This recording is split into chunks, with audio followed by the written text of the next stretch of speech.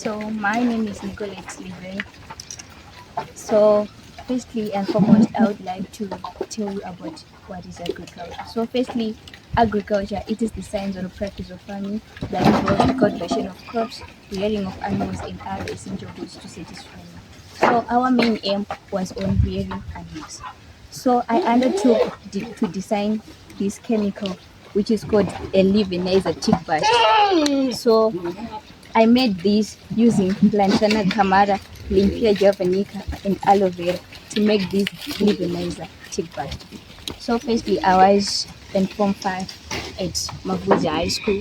We went for this at ITF and Ms. Excellent comrades Campbell Mohad took my chemical and vakazoenda nayo lab and he said vakaifarira is gonna come back with the response, and to my surprise I was very happy pavakadzoka nayo vachiti yashanda, and he offered me a fully funded scholarship so that I can go further doing animal science and animal.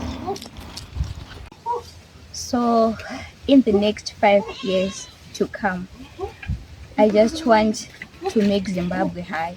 Toda kuti muZimbabwe tisasaende kunze tichinotenga mishonga, and I want to promote other youth vari kunze vari kumba vakagara kumba kuti tikwanise kubatsirana uye tikwanise kudzidzisana tikwanisa kugadzira mishonga yedu tega iri readily available tichishandisa ma-ingredients edu ari environmentally friendly uye asingakwanisi kukanganisa mhuka dzedu.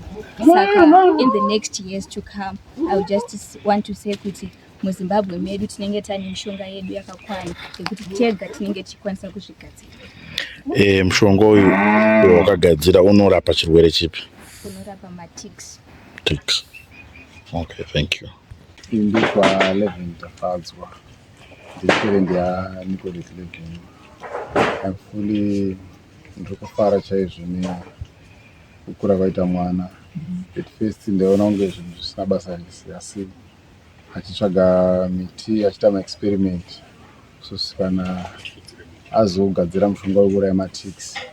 Takatomboona unge zvinhu zvedambe asi pazvakazoona approve kuti zvinhu zvinozoshanda. I was happy tichitoona mbudzi dzedu dzichitorarama ma-tics achitodonha. Besides that takaona hurumende yakazvitambira ichibva yameita funded vaidzidza kumabvudzu. Zvadaro vachibva vazotsvagira nzvimbo panhasi paro ari kuita degree racho rinoenderana nezvaakaita izvozvo. I'm happy nezvakaitwa nehurumende kuti yapindirawo yekubatsirawo uyezve iri kuvhurawo zvipo zvevana kuti inovabatsirawo sei. Haana kuramba akadzivirira.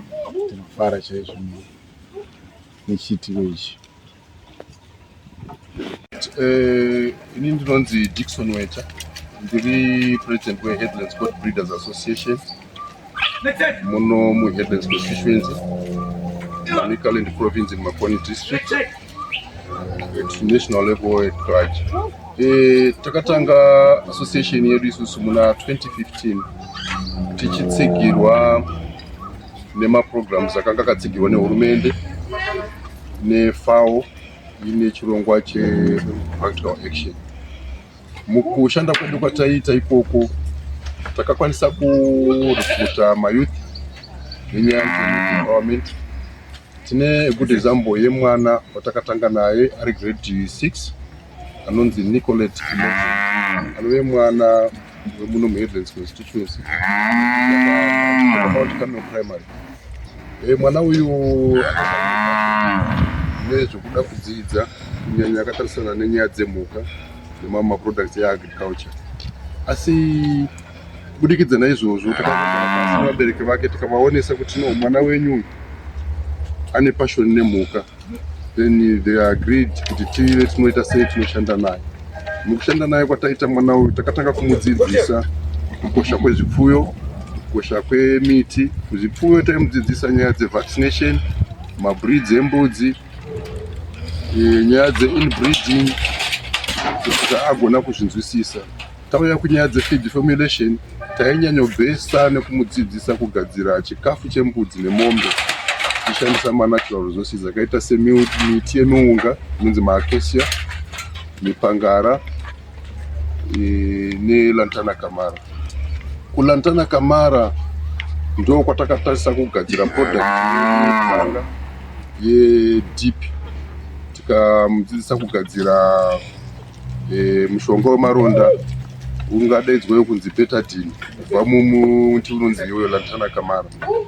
Atora maproducts iwayo akagona kuenda nawo kuZTIF gore rakapera kuBulawayo, akanoita mapresentations anoyo akanofarirwa naHis Excellency VP Tembo Mohadi.